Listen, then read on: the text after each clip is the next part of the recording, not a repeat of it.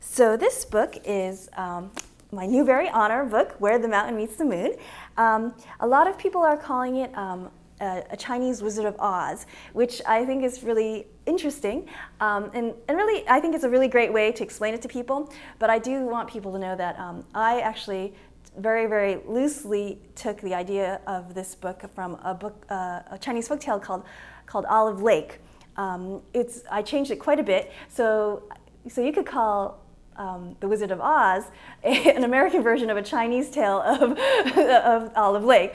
So, but regardless, this book is called Where the Mountain Meets the Moon, and it's about this girl, Min Li, who goes on this great journey, and she's on her way to find the Old Man of the Moon. And as she goes on this journey, she meets all of these different people and all of these different creatures, and each one of them tells her a different story. And each story that she hears affects her journey. And even though she doesn't know it affects her journey until the very end, it affects it in a very deep and profound way, and hopefully the reader too. So the story that this is one of the stories that she hears. This is the story of the Old Man of the Moon. This is a story her father tells her. And I'll read it now. So this is the story of the Old Man of the Moon. Once there was a magistrate who was quite powerful and proud. He was so proud that he demanded constant respect from his people. Whenever he made a trip out of the city, no matter what time of day or night, people were to leave their homes, get on their knees, and make deep bows as he passed, or else face the brutal punishment of his soldiers. The magistrate was fierce in his anger as well as his pride. It is said he even expected the monkeys to come down from the trees to bow to him. The magistrate was harsh with his subordinates, ruthless to his enemies, and pitiless to his people. All feared his wrath, and when he roared his orders, the people trembled. Behind his back, they called him Magistrate Tiger. Magistrate Tiger's most coveted wish was to be of royal blood. As soon as his son was born, he began to make trips and inquiries to gain influence in hopes that he could marry his son to a member of the imperial family. One night, as the magistrate traveled through the mountains, again on a trip to gain favor for his son's future marriage, he saw an old man sitting alone in the moonlight. The old man ignored the passing horses and the carriages, the silk brocade and the government seal, and simply continued reading a large book in his lap. The old man's indifference infuriated Magistrate Tiger, and he ordered the carriage to stop. However, even the halting noises did not make the old man look up. Finally, Magistrate Tiger exited his carriage and went to the old man who was still engrossed in his book. "Do you not bow to your magistrate?" he roared. The old man continued to read. "What are you reading that is so important?" the magistrate demanded, and looked at the pages of the book. It was full of scribbles and scrawls that were not of any language the magistrate knew of. "Why, it's just nonsense written in there." "Nonsense," the old man said, finally looking up. "You fool. This is the Book of Fortune. It holds all the knowledge of the world, the past, the present, and the future." The magistrate looked again at the marks of the page. "I cannot read it," he said.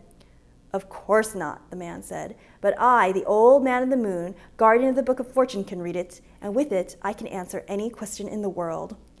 "You can answer any question in the world?" the magistrate scoffed. "Very well. Who will my son marry when he is of age?" The Old Man of the Moon flipped the pages of the book. He said to himself. "Yes, here it is. Your son's future wife is now the 2-year-old daughter of a grocer in the next village." "The daughter of a grocer?" the magistrate spat. "Yes," the Old Man of the Moon continued. "Right now she is wrapped in a blue blanket embroidered with white rabbits, sitting on the lap of her blind grandmother in front of her house." "No," the magistrate said. "I won't allow it." "It's true," the old man said. "They are destined to be husband and wife. I myself tied the red cord that binds them." "What red cord?" Magistrate Tiger demanded. "Do you know nothing?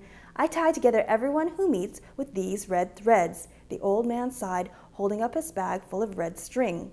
"When you were born, I tied your ankle to your wife's ankle with a red thread, and as you both grew older, the line became shorter and shorter until you eventually met. All the people you've met in your life have been brought to you by the red cords I tied. I must have forgotten to tie the end of one of those lines, which is why you are meeting me now. I won't do that again." "I don't believe you," the magistrate said. "Believe or don't believe," the old man said, standing up and putting the big book on his back. "We've reached the end of our thread, and I will now leave." The magistrate stared in dumbfounded silence as the Old Man of the Moon walked away up the mountain. Crazy old man, the magistrate said finally. What a waste of my time. The magistrate returned to his carriage and continued on. But as they drove through the next village, he saw an old blind woman holding a baby girl in front of a house. The girl was wrapped in a blue blanket embroidered with white rabbits, just as the old man of the moon had said. Magistrate Tiger burned with anger. I will not let my son marry a grocer's daughter, he vowed. So after he arrived at his guest house, the magistrate secretly ordered one of his servants to return to the grocer's home and stab the girl with a knife. That will take care of her, he thought to himself. Many years later, Magistrate Tiger had his dream fulfilled. He was finally able to obtain a match for his son with one of the emperor's many granddaughters, and his son would inherit the rule of a remote city. On the wedding day, Magistrate Tiger bragged to his son about how he had arranged the marriage and outwitted the old man of the moon. The son, who was not like his father, said nothing, but after the wedding ceremony sent a trusted servant to find the grocer's family to make amends. In the meantime, he became acquainted with his bride and was happy to find that both were pleased with each other. He found his new wife beautiful, the only oddity about her being that she always wore a delicate flower on her forehead. Dear wife, he said, why do you always wear that flower? Even to sleep, you never remove it. It is to hide my scar, she said, touching her forehead in embarrassment. When I was a child, no older than 2, a strange man stabbed me with a knife. I survived, but I still have this scar. And at that moment, the trusted servant came rushing in. Master, he said, I made the inquiries you asked for. In a flood many years ago, the grocer's family perished, except for the daughter. The king of the city, the emperor's 9th son, then adopted the daughter and raised her as his own. And that daughter is your wife. And that's the end of that part of the story.